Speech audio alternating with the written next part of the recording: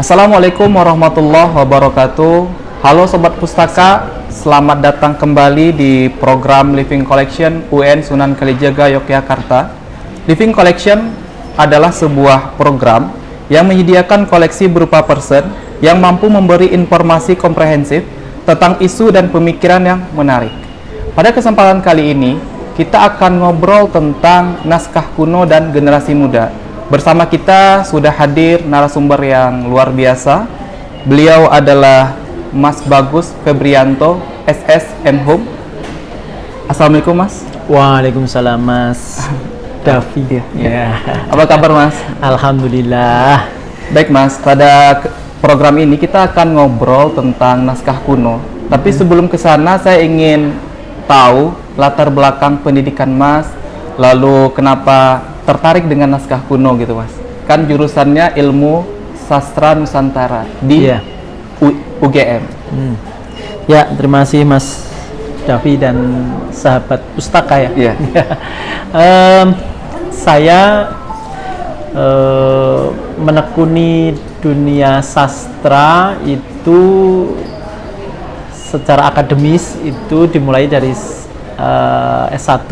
Saya di program studi namanya jurusan dulu ya, jurusan sastra Nusantara, program studi sastra Jawa di FIB UGM. Kemudian S2 saya memperdalam fokus pada kajian filologi. Itu di prodi ilmu susastra FIB UI. Gitu. Jadi tertarik dengan dunia manuskrip atau naskah kuno itu sebetulnya ya baru ketika S1 saja sih Mas.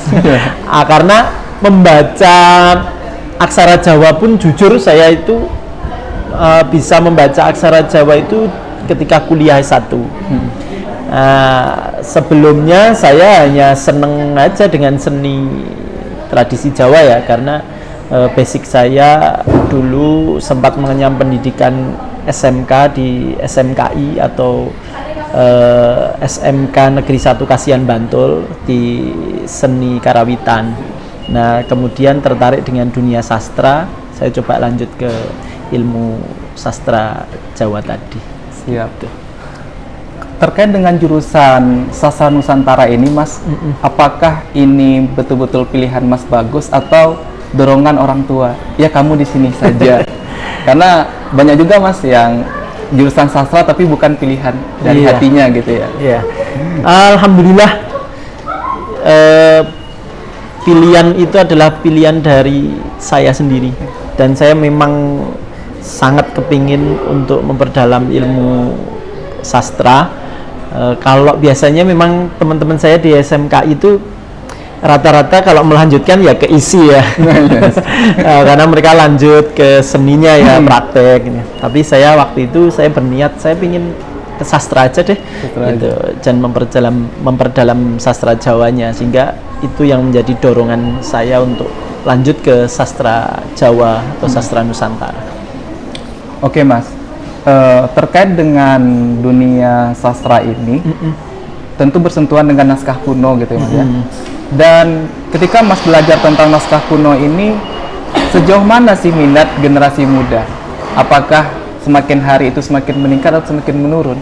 Karena ada anggapan kalau pada era sekarang itu belajar naskah kuno itu tidak relate lagi loh dengan kehidupan Gen Z hari ini gitu Mas. Ya. Oke, sebelum kita jauh ke naskah kuno, mungkin jangan-jangan ini teman-teman di rumah, sahabat pustaka ini juga ada yang belum tahu nih ya, naskah kuno itu apa gitu ya. Jadi naskah kuno atau orang juga bisa menyebutnya manuskrip. Jadi itu adalah karya-karya generasi lampau gitu ya. Generasi lampau yang ditulis dengan tangan ya, karena pada waktu itu memang kita belum pada masa teknologi belum maju ya, misalnya mesin cetak dan sebagainya belum belum begitu ada ya, sehingga masyarakat lampau itu kalau menulis karya ya ditulis manual dengan tangan gitu ya, tapi dengan berbagai macam, ada yang dengan tulis tangan tinta dan sebagainya, ada pula yang tulis tangan misalnya kalau medianya lontar ya bukan pakai pena tetapi dia pakai pisau, namanya pengutik itu ya. Nah, itu ditulis, dilukailah si lembaran lontar itu. Dan banyak media selain lontar, selain kertas daluang ya, kemudian kertas Eropa juga banyak yang digunakan, misalnya ada bambu ya, itu untuk naskah-naskah kayak di Batak. Mungkin nanti teman-teman sahabat pustaka juga bisa searching di Google ya. Ada juga yang di sekitaran Kerinci itu pakai juga yang tanduk, tanduk, medianya tanduk, itu juga naskah. Jadi intinya karya tulis yang ditulis secara manual, gampangannya begitu ya. Dan itu isinya bukan sekedar karya sastra yang fiksi ya, tapi di situ karya-karya tulis itu ada juga pengetahuan misalnya tentang hukum, catatan-catatan hukum adat dan lain sebagainya yang pada waktu itu digunakan dalam tatanan sosial mereka misalnya. Kemudian tentang perobatan ya, itu juga banyak dicatatkan di situ. Selain itu juga tentang sejarah pasti ya. Kalau di Melayu, Mas Davian Melayu ya? Iya, Gurindam 20. Kalau Melayu sejarah itu biasa disering hikayat ya, sering disebut hikayat. Kalau di Jawa biasa disebut dengan istilahnya babat. Oh, babat. Nah, babat itu cerita tentang sejarah. Ada juga naskah-naskah pesantren juga banyak ya. Itu tentang fikih ya, macam-macam lah, kitab-kitab pesantren. Itu juga banyak ditemukan dalam bentuk naskah kuno. Nah, ketika disebut kuno, nah ini ada menurut Undang-Undang tentang Perpustakaan ya, Undang-Undang Republik Indonesia tentang Perpustakaan itu ada dijelaskan bahwa yang disebut dengan naskah kuno itu ada batasan waktu. Ya, sekurang-kurangnya adalah 50 tahun disebut kunonya. Itu 50 tahun dari hari ini. Ya, berarti naskah lahiran tahun berapa? Sekarang kalau ini 50, ini 2025 ya, mundur 50 tahun ya. Ya, sekian itu ya. Itu sudah bisa disebut naskah kuno. Ada keterangan kunonya gitu. Jadi teman-teman memahami dulu apa itu naskah kuno. Dan kebetulan juga kalau di UIN ini ya, fakultas saya di Fakultas Adab dan Ilmu Budaya itu hampir semua prodi dari bahasa Arab, dari sastra Inggris, kemudian sejarah kebudayaan Islam dan ilmu perpustakaan itu ada mata kuliahnya tentang naskah kuno. Nama mata kuliahnya filologi, karena filologi itu ilmu yang mempelajari tentang naskah-naskah kuno. Itu. Jadi ini naskah kuno itu sangat-sangat menarik sebetulnya, dan kalau dilihat sekarang kajian naskah kuno bagi generasi muda itu relevan atau tidak ya? Ya, saya mengatakan masih sangat relevan. Tinggal kita mau mengemas bagaimana nanti. Nah, seperti halnya bisa wujudkan dalam alih bahana dan lain sebagainya. Itu yang dapat menarik bagi generasi sekarang. Terus presentase peminat naskah kuno di masa sekarang itu bagaimana gitu ya? Saya mengamati dan bersyukur naskah kuno ini di generasi muda sekarang ini, terutama di Yogyakarta dan lebih luasnya di Indonesia ini sekarang justru semakin meningkat. Semakin meningkat. Sangat banyak. Dan saya di 2018 menghimpun adik-adik lah, ya teman-teman seangkatan saya, ya adik-adik saya, itu kita mencoba membuat wadah ngobrol, wadah jagongan. Orang Jawa nyebutnya jagongan. Jagongan itu ngobrol, kongko ya. Kongko itu jagongan nek wong Jawa itu. Kalau sekarang itu circle, Mas. Ya. Ya, jadi saya membuat media jagongan itu ya, yang kemudian berkembang menjadi sebuah komunitas gitu. Oke, jadi jagongan naskah atau jangkah Nusantara. Iya. Saya pernah lihat di beberapa kanal YouTube yang membicarakan Mas Bagus. Jadi gini Mas, tadi kan cerita banyak Mas tentang naskah kuno. Perjalanan mencari naskah kuno itu kapan dimulainya Mas? Misalnya kayak terbit dari kesadaran Mas Bagus, ini naskah kuno ini adalah naskah yang layak untuk dimiliki oleh kita dan kita jaga gitu kan. Kalau nggak kita yang merawatnya, siapa lagi gitu kan Mas. Jadi itu mulai ada motivasi dalam diri itu kapan ya Mas? Gitu ya. Ya, kalau mengkaji tentu ketika kuliah ya. Iya, kuliah. Ya, semangat untuk mengkaji ya. Kemudian selanjutnya adalah semangat untuk lebih apa ya, boso Jawa itu greteh ya apa? Greteh itu peduli gitu ya. Peduli. Lebih peduli pada nasib manuskrip yang ada di masyarakat. Itu saya mulai bersama teman-teman di komunitas Jangkah itu sekitar pertengahan tahun 2022. Itu kami baru apa ya sebetulnya ya sudah sadar, tapi tergerak untuk segera turun ke lapangan itu kira-kira tahun 2002 pertengahan. Karena sebelumnya sejak 2018 kami dirikan komunitas itu, kegiatannya lebih sering kan hanya jagongan aja, diskusi setiap bulan gitu ya.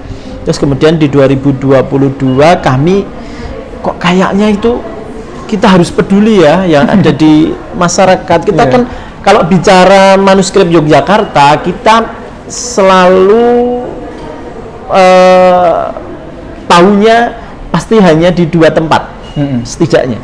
Mana? Keraton Yogyakarta dan Puro Pakualaman. Karena dua istana itu memang menghasilkan atau memproduksi manuskrip-manuskrip lampau. Nah, selain itu kemudian mungkin lembaga-lembaga besar seperti Museum Sono Budoyo, Balai Pelestarian Kebudayaan atau dulu namanya BPNB yang di dalam Joyodipuran, dan juga di Balai Bahasa. Jadi 5 lembaga besar inilah yang mungkin banyak diketahui oleh teman-teman mahasiswa yang mau mengkaji manuskrip. Selebihnya tahu nggak kalau ada di tengah masyarakat, orang di Sleman itu punya, orang di Gunung Kidul juga punya, itu kan belum. Nah, kita dari dorongan itu janjani sebetulnya, maaf ya, saya seringnya pakai bahasa Jawa ini. Sebetulnya masyarakat kita itu ada yang punya nggak sih, gitu loh. Atau hanya di lembaga-lembaga besar itu, mosok sebesar daerah istimewa Yogyakarta, pusat kebudayaan, mosok masyarakatnya juga nggak punya, kan gitu. Nah, penasaran itu ternyata membuahkan hasil. Ketika kita terjun ke lapangan, kita ke Bantul, kita ke Gunung Kidul, Sleman, Kulon Progo, dan bahkan di tengah kota sendiri ada, Mas. Dan lembaga-lembaga kecil bahkan milik pribadi itu punya. Lebih semangat lagi ketika apa, melihat kondisinya. Kondisinya gimana kira-kira? Karena dia sudah tua kan? Ya, kondisi naskahnya itu sudah sedih gitu ya. Karena sudah mereteli, sudah rusak. Entah itu ada yang dimakan rayap, kemudian sudah lepas jilitannya dan sebagainya. Sehingga itulah yang harus kita perhatikan bersama adalah tentang pelestarian manuskrip itu. Itu. Terkait dengan naskah kuno ini, Mas. Jadi ini kan naskah kuno ini kita jumpailah di beberapa yang sebagaimana disebut Mas Tagus tadi. Apakah nggak ada keinginan seperti mereproduksi ulang sehingga naskah-naskah itu bisa diterjemah oleh banyak orang gitu kan? Dan juga saya ingin tahu lebih dalam juga, Mas. Kayak treatment atau pelestariannya itu gimana sih? Apa struggle-nya? Oh iya. Kesulitannya gimana gitu? Oke. Kalau upaya bagaimana aksesnya itu lebih mudah dijangkau. Alhamdulillah, setelah kami turun di lapangan 2022, 2023 itu kami komunitas itu diajak oleh Wikimedia Foundation untuk melakukan alih media. Ya, alih media dengan program digitalisasi. Oh iya. Digitalisasi manuskrip. Digitalisasi itu kan tentunya dalam rangka preservasi informasi ya. Karena yang kita butuhkan selamatkan adalah informasinya. Itu digitalisasi. Nah, alhamdulillah kita mendapat kepercayaan Wikimedia untuk bergabung dalam tim namanya WILMA, Wikisource Love Manuscript. Nah, itu ada di 3 kota, yaitu di Bali, di Provinsi Bali, kemudian di Daerah Istimewa Yogyakarta, dan yang ketiga ada di Sumatera Barat. Nah, yang di Yogyakarta inilah kami yang diajak untuk gabung waktu itu. Dan dari program WILMA atau Wikisource Love Manuscript ini kita bisa menyelamatkan informasinya dengan mendigitalkan kurang lebih 36 manuskrip yang kita temukan di masyarakat dengan total kurang lebih ada sekitar 8.000 halaman. Wow. 8.000 halaman. Itu di tahun 2023. Keberhasilan kita di tahun 2023 itu semakin memupuk semangat untuk penyelamatan manuskrip di Daerah Istimewa Yogyakarta. Iya. Di tahun 2024 kami mencoba mengajukan hibah ke British Library London dengan programnya Endangered Archive Program (EAP). Dengan kode program kami adalah EAP 1628. Alhamdulillah kami di ACC kami diberikan dana hibah untuk penyelamatan manuskrip di Daerah Istimewa Yogyakarta. Lanjutan dari program yang tadi dengan Wiki. Iya. Oh. Dan ini kami juga mengajak perpustakaan UIN Sunan Kalijaga nanti menjadi archival partner. Artinya UIN Sunan Kalijaga nanti akan kami beri juga salinan digital manuskrip yang sudah kita potret dalam program EAP ini. Ini lebih banyak, Mas. Ada 155 manuskrip. Iya. Yang ada di Daerah Istimewa Yogyakarta dengan total halaman sekitar 47.000 halaman. Itu di 4 kabupaten kota yang belum Kulon Progo. Jadi Kulon Progo ini satu-satunya kabupaten yang belum terjamah untuk potret, baru akan kita ajukan di tahun depan. Nah, harapan saya juga nanti teman-teman yang ingin mengkaji manuskrip itu akan lebih terbantu aksesnya. Mereka tinggal membuka websitenya EAP, lalu ambil di EAP 1628 kami untuk mengkaji manuskrip-manuskrip itu yang ada di DIY. Misalnya mau mengkaji naskah Gunung Kidul, sudah bisa di situ dibaca dan sebagainya. Itu dalam rangka peningkatan kemudahan akses kepada teman-teman yang ingin mengkaji manuskrip ataupun juga cuma sekedar ingin membaca saja. Itu yang kami lakukan dalam penyelamatan manuskrip di DIY khususnya. Itu. Oke, tadi Mas Bagus cerita tentang, adalah nyinggung sedikit tentang jangkungan naskah. Yang kebetulan Mas Bagus itu adalah pendiri sekaligus ketua dari Jangkah Nusantara ya Mas. Terkait dengan Jangkah ini Mas, apa visi dan misi tentunya? Yang kedua, apa program-program? Kita pengen tahu apa aja program Jangkah ini selain daripada menelusuri beberapa naskah-naskah kuno di DIY ini. Ya, visi misinya apa ya? Saya malah nggak hafal. Tapi gini, saya punya trilaku kalau saya. Trilaku, iya. Di Jangkah itu punya trilaku, Hamuryani, Hangrekso, Hangluhurake. Oke. Trilaku kami. Iya, boleh dijelaskan. Hamuryani itu memperbaiki. Kita berusaha untuk ya ikut serta dalam preservasi.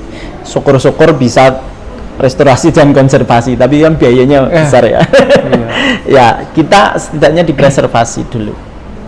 Kemudian Hangrekso, penyelamatan. Ya, semuanya itu dalam rangka menyelamatkan pelestarian naskah-naskah kuno yang ada di daerah istimewa Yogyakarta khususnya. Entah itu di lembaga besar maupun di rumah-rumah pribadi masyarakat. Kemudian yang ketiga adalah Hangluhurake. Hangluhurake itu caranya gimana? Ya kita mempelajari toh, gitu. Mendorong upaya teman-teman muda itu mau mengkaji manuskrip. Ya kita kenalkan sedikit demi sedikit tentang manuskrip itu, dan kita dorong supaya banyak mahasiswa mau mengkaji, entah itu dari mahasiswa sastra ataupun di luar mahasiswa sastra. Kalau di UIN ini ya, di prodi saya kebetulan ngajarnya di ilmu perpustakaan, itu saya mendorong juga mahasiswa untuk mengkaji dari sisi-sisi lain tentang pelestarian manuskrip. Kemudian teman-teman sejarah, SKI, SPI itu supaya mereka juga menggunakan manuskrip-manuskrip ini sebagai bahan kajian penelitian mereka. Kajian sejarah dan kebudayaannya juga. Selain itu juga prodi-prodi sastra ya, utamanya kalau di sini ya sastra bahasa dan sastra Arab, karena banyak juga naskah-naskah kita itu yang kita temui kan justru naskah-naskah peninggalan para ulama-ulama lokal, ulama-ulama kita di Nusantara ini, termasuk yang Gunung Kidul itu yang kita sudah potret itu ya. Saya bisa katakan 90% adalah naskah-naskah Islam dan aksaranya Pegon.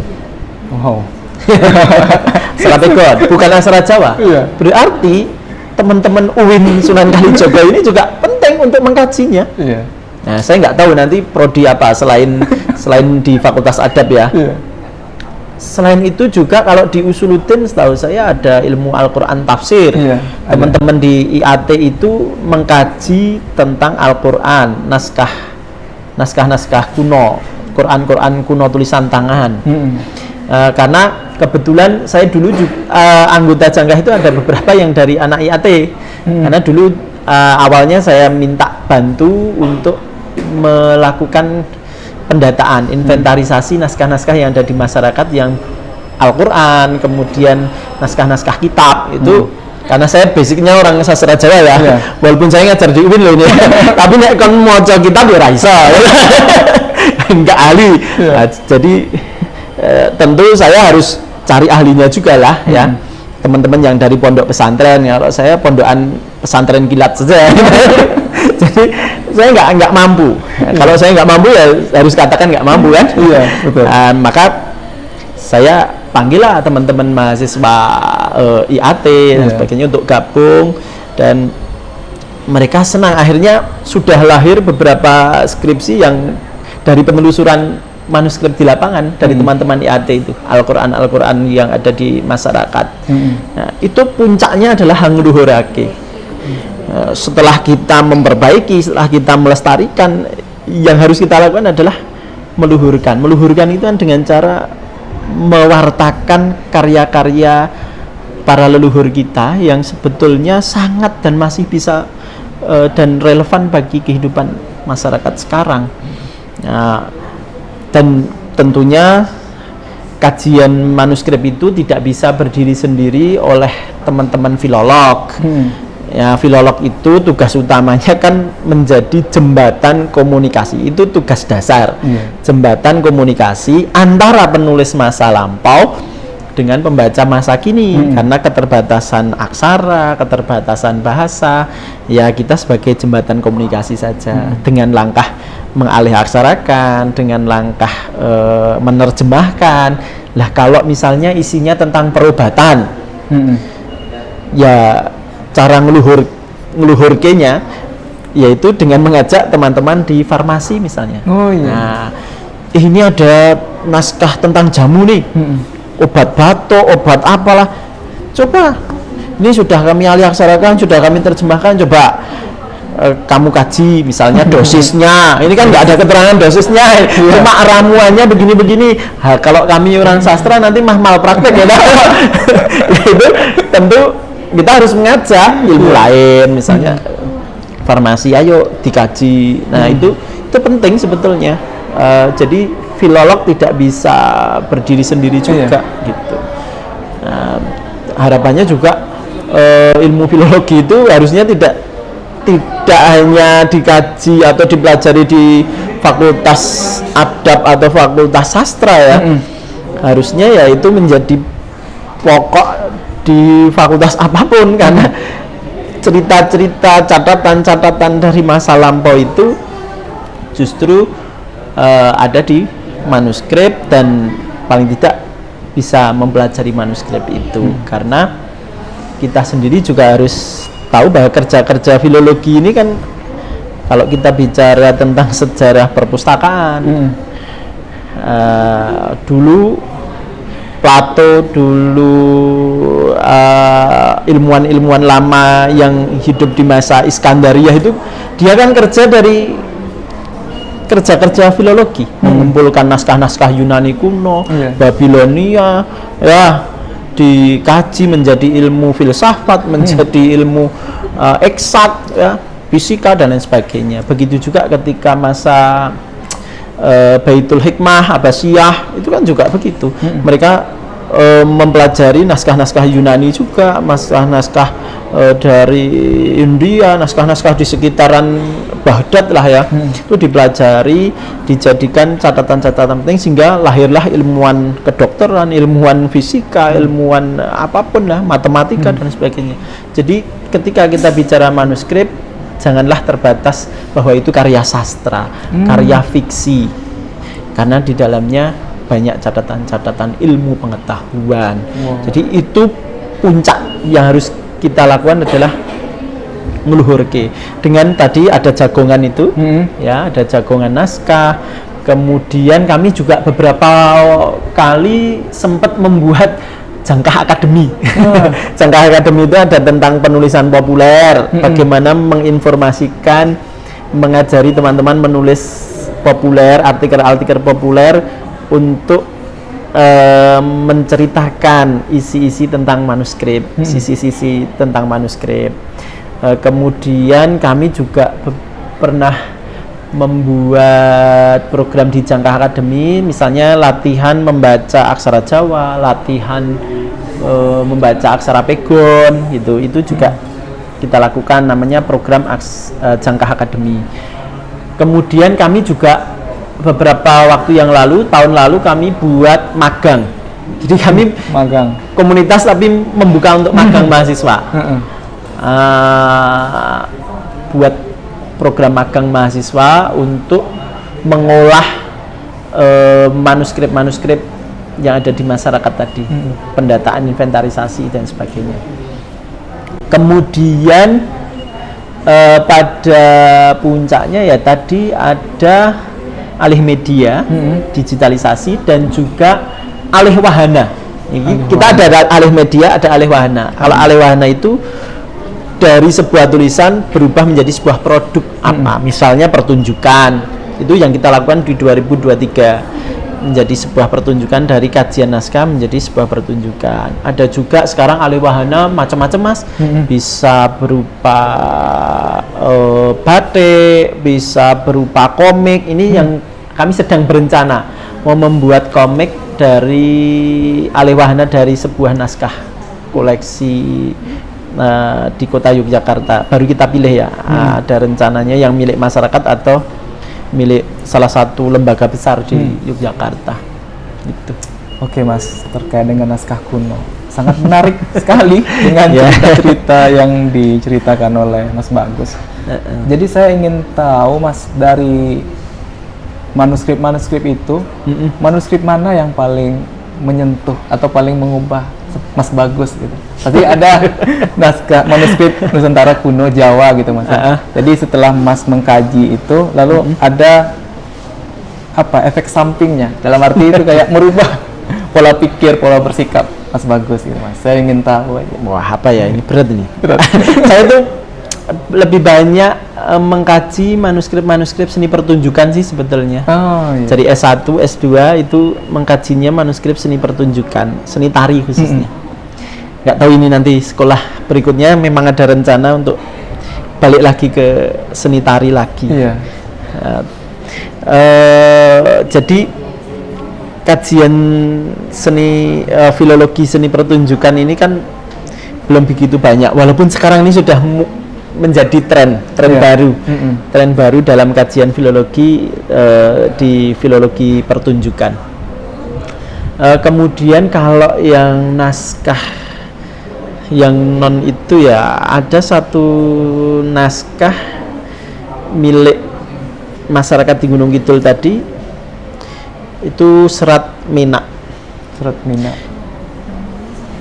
Pelajaran penting saya dari Serat Mina itu adalah itu ada peristiwa-peristiwa yang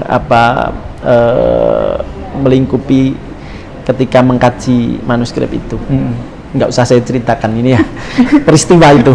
Tapi saya dari sebuah peristiwa itu ketika mengkaji naskah Serat Mina ini, karya ulama lokal di situ namanya Kiai Muhammad Kiramu, yang ditulis sekitar 1850-an di desa Kedungpoh, Ngelipar, Gunung Kidul. Saya mengalami beberapa peristiwa lah ketika mengkaji itu. Nah, dari peristiwa-peristiwa itu yang saya petik satu hal, bahwa naskah-naskah kuno ini ditulis tidak dengan cara sembrono, ditulis dengan laku prihatin, ditulis dengan penuh pertanggungjawaban keilmuan, dan kita tidak bisa membaca sembarangan, tidak bisa sembrono. Dan kita harus ingat, ketika kita membaca manuskrip ini juga pada laku Hang Luhurake tadi, kita berterima kasih. Kita harus punya rasa hormat, rasa takdim, hormat, berterima kasih kepada para penulis. Ini yang penting perlu saya sampaikan ke sahabat pustaka ya. Ketika kita bersinggungan dengan manuskrip, jangan lupa ungkapkan rasa terima kasih itu dengan apa? Sudahlah, kalau kita yang Islam, kita doakan saja, kirim Fatihah. Ketika buka, sebelum kita membaca, kita kirimkan doa. Khusus bagi para penulis dan semua orang yang terlibat dalam menulis, karena manuskrip itu banyak yang diproduksi tidak hanya satu orang. Nanti ada juru tulisnya, ada juru bacanya, ada juru gambarnya, dan sebagainya. Jadi itu kerja kolektif. Maka kita usahakan untuk menyampaikan rasa terima kasih. Kita doakan, kita kirim Fatihah misalnya. Baru kita mulai membaca. satu naskah itu yang sangat menyentuh bagi saya. Kita nggak boleh mengabaikan kerja luar biasa dari para penulis. Dan itu menjadi satu hal yang selalu saya tekankan pada teman-teman komunitas.